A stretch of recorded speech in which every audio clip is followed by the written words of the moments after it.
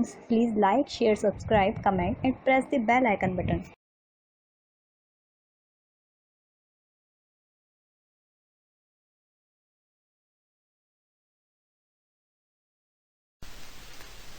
Hi friends, welcome in Law Fighters. This is Shalini Chauhan और आज हम इंडियन कॉन्स्टिट्यूशन के मोस्ट इंपोर्टेंट एमसीक्यूज की सीरीज के पार्ट 4 को देखेंगे और इसी के साथ हमारा ये पूरा पार्ट कंप्लीट हो जाएगा। फ्रेंड्स, मैं आपको बताना चाहूंगी कि अगर आप इंडियन कॉन्स्टिट्यूशन के मोस्ट इंपोर्टेंट एमसीक्यूज की इस सीरीज के साथ जुड़े रहते हैं तो आपको काफी बेनिफिट होगा, क्योंकि मैंने यहाँ पर वही क्वेश्चंस लिए हैं जो अक्सर पीसीएसजे के एग्जाम्स में पूछे जाते हैं और डिफरेंट स्टेट्स में जो भी क्वेश्चंस आते हैं वो मैंने इसमें इंक्लूड किए हैं। तो अगर आप इंडियन कॉन्स्टिट्यूशन की इस सीरीज के साथ जुड़े रहते हैं तो आपको एमसीक्यूज के लिए कहीं और कोई और बुक पढ़ने की जरूरत नहीं पड़ेगी। तो जुड़े रहिए और साथ ही अगर आपको ये वीडियो अच्छा लगे तो इसे लाइक, शेयर एंड सब्सक्राइब करना ना भूलें।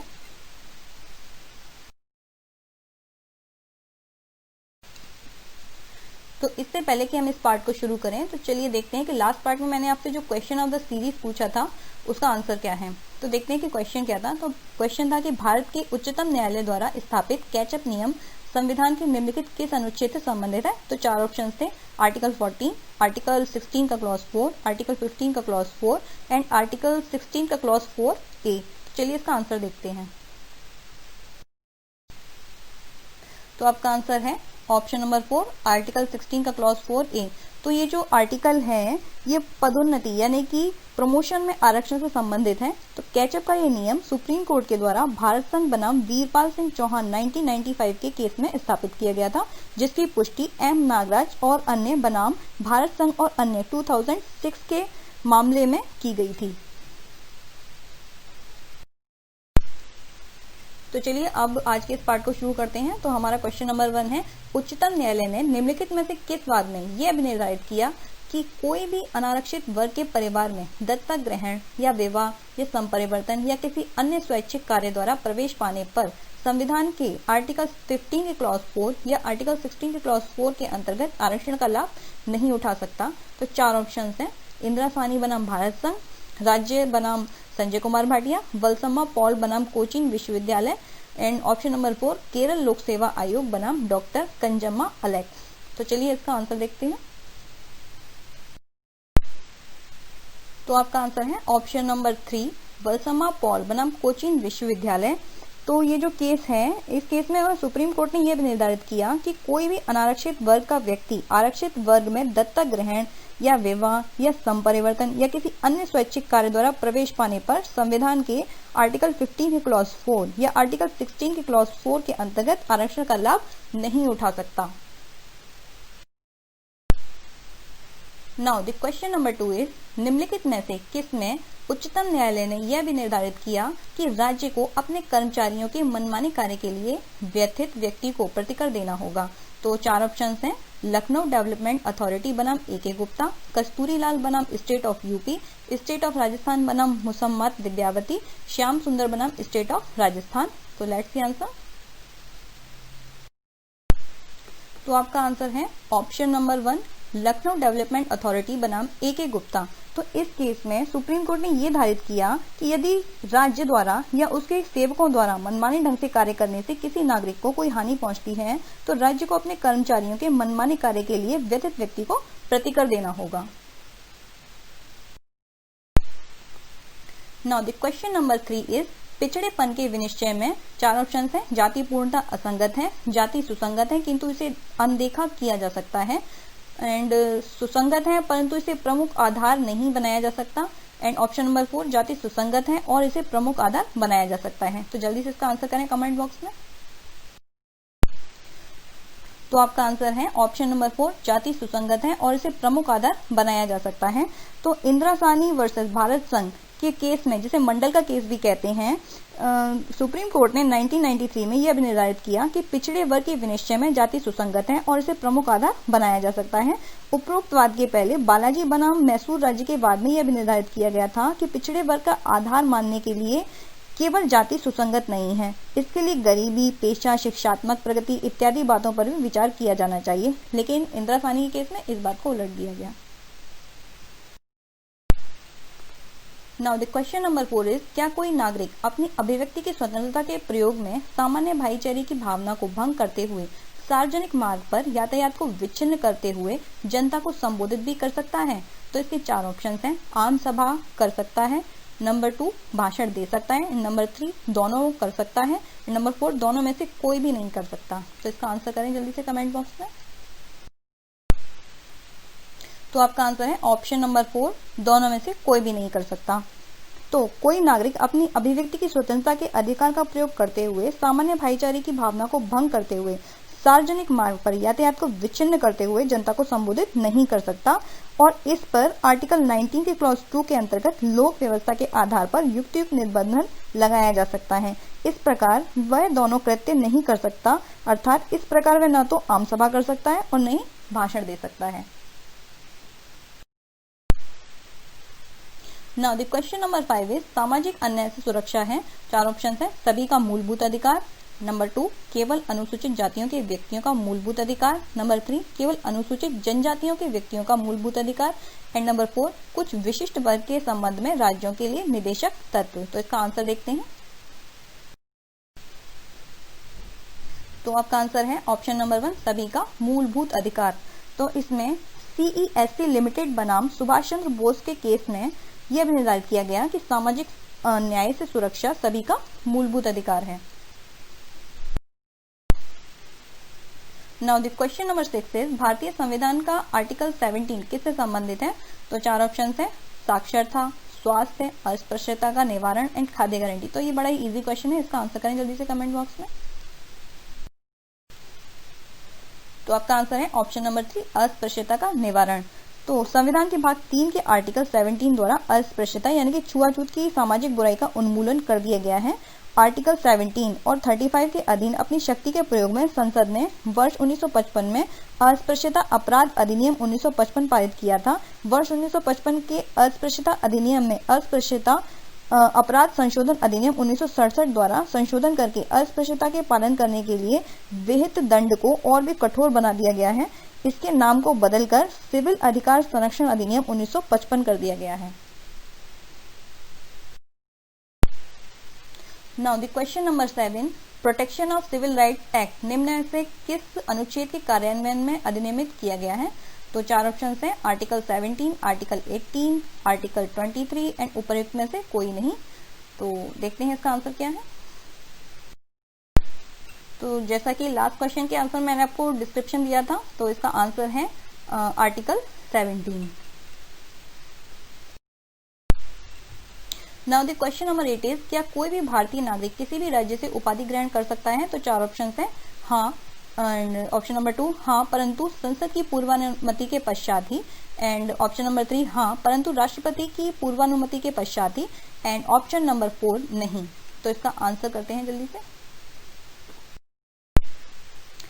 तो आपका आंसर है ऑप्शन नंबर 3 हाँ परंतु भारत के राष्ट्रपति की पूर्वानुमति के पश्चात ही। तो इसमें बताया गया है कि भारतीय संविधान का आर्टिकल 18 का क्लॉज 2 के अनुसार भारत का कोई नागरिक किसी विदेशी राज्य से कोई उपाधि स्वीकार नहीं करेगा तथा आर्टिकल 18 राज्य के किसी व्यक्ति को चाहे वह नागरिक हो अथवा विदेशी को उपाधियां प्रदान करने से मना करता है, परंतु सेवा व विद्या संबंधी उपाधियों को प्रदान करने की अनुमति देता है। परंतु इस अनुच्छेद का खंड 4 ये उपबंधित करता है कि कोई भी व्यक्ति चाहे वह नागरिक हो या विदेशी जो राज्य के अधीन किसी विश्वसनीय पद पर है किसी विदेशी राज्य से बिना राष्ट्रपति की सम्मति के कोई उपहार, उपाधि, वृत्ति या पद स्वीकार नहीं कर सकता।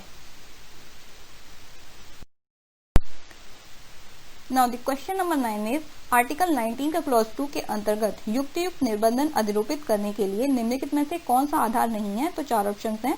राज्य की सुरक्षा, लोक व्यवस्था, लोकहित, न्यायालय का अवमान। तो जल्दी से इसका आंसर करें कमेंट बॉक्स में। तो आपका आंसर है ऑप्शन नंबर 3 लोकहित यानी कि पब्लिक इंटरेस्ट।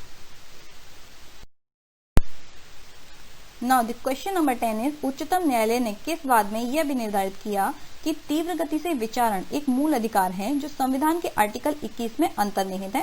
तो 4 ऑप्शन हैं। ज्ञान कौर बनाम पंजाब राज्य, ऑप्शन नंबर 2 हुस्न आरा खातून बनाम गृह सचिव बिहार राज्य, and option number 3 Subhash Kumar बनाम बिहार राज्य, एंड ऑप्शन नंबर 4 चमेली सिंह बनाम उत्तर प्रदेश राज्य। So let's see answer. तो आपका आंसर है ऑप्शन नंबर 2 हुस्न आरा खातून बनाम गृह सचिव बिहार राज्य। तो इस केस में सुप्रीम कोर्ट ने यह भी निर्धारित किया कि तीव्र गति से विचारण एक मूल अधिकार है जो संविधान के आर्टिकल 21 यानी कि दैहिक स्वतंत्रता के मूल अधिकार में अंतर्निहित है। Now the question number 11, article 19 द्वारा प्रदत्त स्वतंत्रताएं शीघ्र निलंबित हो जाती हैं, जबकि अनुच्छेद 352 के अंतर्गत आपातकाल की घोषणा निम्न आधार पर की जाती है। तो 4 ऑप्शन हैं, युद्ध, बाह्य आक्रमण या सशस्त्र विद्रोह, नंबर 2 युद्ध या सशस्त्र विद्रोह, एंड नंबर 3 बाह्य आक्रमण या सशस्त्र विद्रोह, एंड नंबर 4 युद्ध या बाह्य आक्रमण। So let's see answer. तो आपका आंसर है ऑप्शन नंबर 4 युद्ध या बाह्य आक्रमण। तो संविधान के आर्टिकल 358 के अनुसार युद्ध या बाह्य आक्रमण होने पर आर्टिकल 352 के अंतर्गत आपातकाल की घोषणा के कारण आर्टिकल 19 द्वारा प्रदत्त स्वतंत्रताएं स्वतः निलंबित हो जाती हैं। नाउ द क्वेश्चन नंबर 12, भ्रमण की स्वतंत्रता पर निम्नलिखित में से किस आधार पर राज्य द्वारा निर्बंधन लगाया जा सकता है। तो 4 ऑप्शन है, कदाचार द्वारा, नंबर 2 लोक व्यवस्था के आधार पर, नंबर 3 किसी अनुसूचित जनजाति के संरक्षण के आधार पर, एंड नंबर 4 उपरोक्त में से सभी। So let's see answer. तो आपका आंसर है ऑप्शन नंबर 3 किसी अनुसूचित जनजाति के संरक्षण के आधार पर। तो भ्रमण की स्वतंत्रता पर आर्टिकल 19 के क्लॉज 5 के द्वारा निम्नलिखित आधारों पर युक्तियुक्त निर्बंधन लगाया जा सकता है। नंबर 1 साधारण जनता के हित में, एंड नंबर 2 किसी अनुसूचित जनजाति के हित के संरक्षण के लिए। Now the question number 13 is, संविधान के आर्टिकल 19 में प्रदत्त मूलभूत स्वतंत्रताएं प्राप्त हैं केवल। तो 4 ऑप्शन हैं, भारत के नागरिकों को, एंड ऑप्शन नंबर 2 भारत के नागरिकों एवं विदेशियों को, ऑप्शन नंबर 3 उपर्युक्त दोनों को, एंड ऑप्शन नंबर 4 भारत में रहने वाले विदेशियों को। So let's see answer. तो आपका आंसर है ऑप्शन नंबर 1 भारत के नागरिकों को। तो संविधान के आर्टिकल 19 में प्रदत्त मूलभूत स्वतंत्रताएं केवल भारत के नागरिकों को ही प्राप्त है, यानी कि इंडियन सिटीजन्स को, न कि विदेशियों को। संविधान के आर्टिकल 15, 16, 19, 29 व 30 के अधीन जितनी भी मूलभूत स्वतंत्रताएं हैं वो सिर्फ भारतीय नागरिकों को ही प्राप्त है, न कि विदेशियों को। Now the question number 14 is, निम्नलिखित वादों में से किस वाद में यह भी निर्धारित किया गया है कि ऋषिकेश नगरपालिका क्षेत्र के अंतर्गत अंडे बेचने पर लगाया गया निषेध संविधान के अनुच्छेद 19(1)(6) का उल्लंघनकारी नहीं है। तो 4 ऑप्शन हैं, BR एंटरप्राइजेस बनाम उत्तर प्रदेश राज्य, ओम प्रकाश बनाम उत्तर प्रदेश राज्य, CK जैन बनाम उत्तर प्रदेश राज्य, एंड श्रीनिवास जनरल ट्रेडर्स बनाम उत्तर प्रदेश राज्य। तो इसका आंसर देखते हैं। तो आपका आंसर है ऑप्शन नंबर 2 ओम प्रकाश बनाम उत्तर प्रदेश राज्य। तो ओम प्रकाश बनाम उत्तर प्रदेश राज्य के वाद में सुप्रीम कोर्ट ने यह भी निर्धारित किया कि ऋषिकेश नगरपालिका क्षेत्र के अंतर्गत अंडे बेचने पर लगाया गया निषेध अपीलकर्ता के व्यापार करने के अधिकार पर युक्तियुक्त निर्बंधन लगाता है। अतः यह संविधान के अनुच्छेद 19(1)(6) का उल्लंघनकारी नहीं है। उच्चतम न्यायालय ने हरिद्वार, ऋषिकेश एवं हरि की पौड़ी क्षेत्र में मांसाहारी खाद्य पदार्थों के व्यापार पर लगाई गई पूर्ण रोक को धार्मिक एवं सांस्कृतिक कारणों के आधार पर युक्तियुक्त विनिश्चय करते हुए इस संदर्भ में जारी की गई गजट अधिसूचना को वैध ठहराया। Now the question number 15 is, article 19 द्वारा प्रदत्त स्वतंत्रताओं के प्रवर्गों की संख्या है। 4 ऑप्शन है, 6, option number 2 7, option number 3 8, and option number 4 9। So let's see answer. तो आपका आंसर है option number 1 6। Now the question number 17 है, वाणी एवं अभिव्यक्ति की स्वतंत्रता में निम्नलिखित सम्मिलित हैं। तो 4 ऑप्शन हैं, प्रदर्शन का अधिकार, ऑप्शन नंबर 2 सिनेमा फिल्म को देखने का अधिकार, ऑप्शन नंबर 3 प्रेस का अधिकार, एंड ऑप्शन नंबर 4 उपर्युक्त सभी। तो इसका आंसर देखते हैं। तो आपका आंसर है ऑप्शन नंबर 4 उपर्युक्त सभी। तो भारतीय संविधान के आर्टिकल 19 के क्लॉज 1A द्वारा प्रदत्त वाक और अभिव्यक्ति की स्वतंत्रता में प्रदर्शन का अधिकार, सिनेमा फिल्म को दिखाने का अधिकार एवं प्रेस का अधिकार सम्मिलित है। यद्यपि ये अधिकार आर्टिकल 19 के क्लॉज 1A में उल्लिखित नहीं है, किंतु उच्चतम न्यायालय द्वारा इन्हें मान्यता प्रदान की गई है। Now the question number 18 is, article 19 के क्लॉज 2 के अंतर्गत हेकलिंग टेस्ट संबंधित है। 4 ऑप्शन हैं, ऑप्शन नंबर 1 शालीनता एवं नैतिकता, ऑप्शन नंबर 2 मानहानि, ऑप्शन नंबर 3 भारत की अखंडता, एंड ऑप्शन नंबर 4 उपरोक्त में से कोई नहीं। So let's see answer. तो आपका आंसर है ऑप्शन नंबर 1 शालीनता एवं नैतिकता। तो संविधान के आर्टिकल 19 के क्लॉज 2 के अंतर्गत हिकलिन टेस्ट शालीनता एवं नैतिकता से संबंधित है। आर्टिकल 19 के क्लॉज 2 के तहत वाक एवं अभिव्यक्ति की स्वतंत्रता पर शिष्टाचार या सदाचार के हित में निर्बंधन लगाए जा सकते हैं। हिकलिन टेस्ट को आर बनाम हिकलिन के एक अंग्रेजी वाद में प्रस्तुत किया गया था तथा उच्चतम न्यायालय ने इस निर्णय में प्रतिपादित कसौटी को स्वीकार किया है तथा रंजीत डी उरेसी बनाम महाराष्ट्र राज्य का मामला इस पर महत्वपूर्ण निर्णय है। Now the question number 19 is संगम बनाने के अधिकार में सम्मिलित है। तो 4 ऑप्शन है। ऑप्शन नंबर 1 किसी संघ का सदस्य होने से मना करना। ऑप्शन नंबर 2 किसी संघ की मान्यता पाने का अधिकार। ऑप्शन नंबर 3 दोनों एंड ऑप्शन नंबर 4 उपरोक्त में से कोई नहीं। तो लेट्स सी आंसर। तो आपका आंसर है ऑप्शन नंबर 1 किसी संघ का सदस्य होने से मना करना।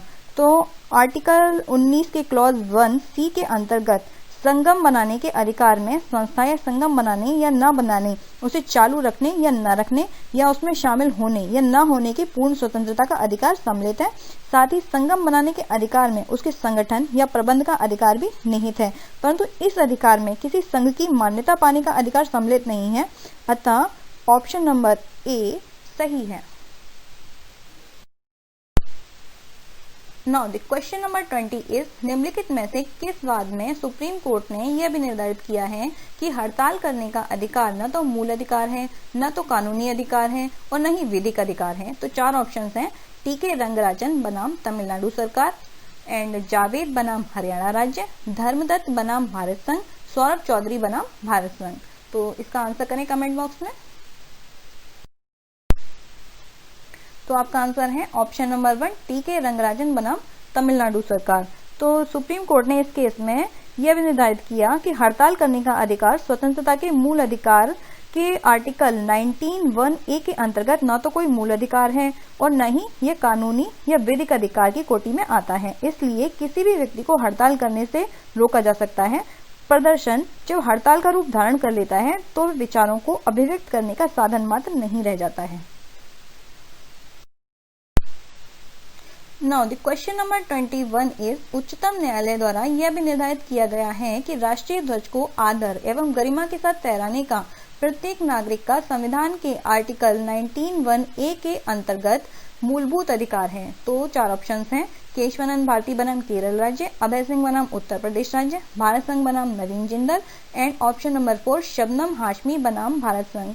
तो इसका आंसर देखते हैं। तो आपका आंसर है ऑप्शन नंबर 3 भारत संघ बनाम नवीन जिंदल। तो इस केस में यह भी निर्धारित किया गया कि राष्ट्रीय ध्वज फहराने का प्रत्येक नागरिक का आर्टिकल 19 के क्लॉज 1(a) के अधीन एक मूल अधिकार है, किंतु यह अधिकार आत्यंतिक नहीं है यानी कि एब्सोल्यूट नहीं है और इस पर आर्टिकल 19 के क्लॉज 1 के खंड 2 के अंतर्गत युक्त निर्बंधन लगाए जा सकते हैं। Now the question number 22 is निम्नलिखित में से किस वाद में यह निर्णय दिया गया कि सरकारी कर्मचारियों को हड़ताल पर जाने का अधिकार नहीं है। तो 4 ऑप्शन है। टीके रंगराजन बनाम तमिलनाडु राज्य, जावेद बनाम हरियाणा राज्य, श्याम नारायण चौकसी बनाम भारत संघ एंड सिहात बनाम भारत संघ। तो ये पहले भी रिपीट हो चुका है क्वेश्चन इस टाइप का, तो इसका आंसर आई थिंक सभी को पता होगा। So let's answer in comment box. तो आपका आंसर है ऑप्शन नंबर 1 टीके रंगराजन बनाम तमिलनाडु राज्य।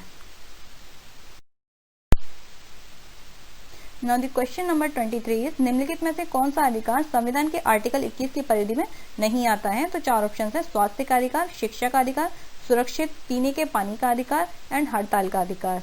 तो लेट्स सी आंसर। तो आपका आंसर है ऑप्शन नंबर 4 हड़ताल का अधिकार। Now the question number 24 is supreme court ने निम्नलिखित में से किस केस में यह भी निर्धारित किया कि अधिवक्ताओं द्वारा हड़ताल अवैध एवं अनैतिक है। तो 4 ऑप्शन है। MC मेहता बनाम भारत संघ, लिली थॉमस बनाम भारत संघ, डॉक्टर BL बडेहरा बनाम NTC Delhi and option number 4 Indira सानी बनाम भारत संघ। तो लेट्स सी आंसर। तो आपका आंसर है ऑप्शन नंबर 2 लिली थॉमस बनाम भारत संघ। तो इस केस में सुप्रीम कोर्ट ने यह भी निर्धारित किया कि अधिवक्ताओं द्वारा हड़ताल अवैध एवं अनैतिक है। यह वाद लाने वालों के शीघ्र विचारण के मूल अधिकार का अतिक्रमण करती है। Now the question number 25 is, निम्नलिखित में से किस वाद में 5 न्यायमूर्तियों की संविधान पीठ ने संप्रेषित किया है कि स्थगन का सिद्धांत विचारण पूर्ण होने तक निर्दोष माने जाने के अभियुक्त के अधिकार के साथ मीडिया के अभिव्यक्ति की स्वतंत्रता के अधिकार के साथ संतुलन पर केंद्रित है? तो 4 ऑप्शन हैं। अजय कुमार परमार बनाम राजस्थान राज्य, option number 2 Sahara India real estate corporation limited एवं अन्य बनाम भारतीय प्रतिभूति तथा विनिमय board, and option number 3 R Rajagopal बनाम तमिलनाडु राज्य, and option number 4 Ajay Goswami बनाम Bharat. So let's see answer. तो आपके इस लास्ट क्वेश्चन का आंसर है Sahara India real estate corporation limited एवं अन्य बनाम भारतीय प्रतिभूति तथा विनिमय board.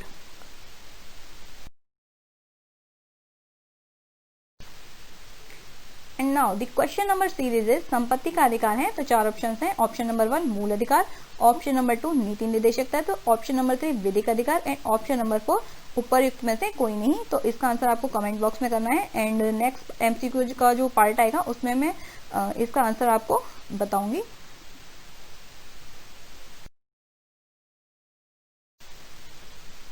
So friends, thanks for watching this series. Please like, share, subscribe, comment and press the bell icon and stay tuned with Law Fighters. And thank you very much. Bye bye.